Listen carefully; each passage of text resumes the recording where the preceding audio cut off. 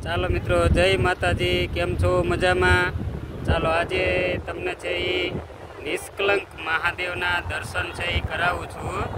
તો તમે જોઈ શકો છો અત્યારે સમુદ્રમાં પાણી છે એ આવી ગયું છે અને દૂર દેખાય છે તે પાંડવો દ્વારા સ્થાપિત મહાદેવ, જેને નિષ્કલંક નામ છે એ આપવામાં આવ્યું છે.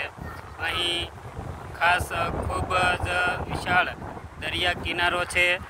વેકેશનમાં બાળકોને ફરવા લાવવા માટે એ ઉત્તમ સ્થળ છે એ કહી શકાય છે.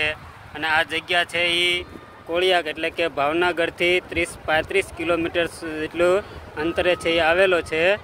પાકો રસ્તો છે વેકેશનમાં ફરવા માટેથી અને બેસ્ટ સ્થળ કહી શકાય. દરિયા કિનારો, ઠંડુ વાતાવરણ.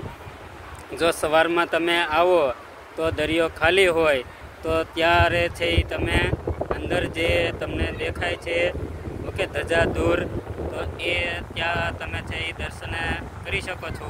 અત્યારનો ટાઈમ છે એ બપોરનો છે એટલે અહીં સમુદ્રમાં પાણી છે એ આવી ગયો છે. નહીંતર તમે ત્યાં દૂર જે દેખાય ધજા ત્યાં જઈ અને નિષ્કલંકના દર્શન છે કરી શકો, દરિયો ખાલી હોય ત્યારે. રેડી મિત્રો? તો વિડીયો ગમ્યો હોય તો લાઈક, શેર અને ચેનલને સબસ્ક્રાઈબ જરૂર કરજો.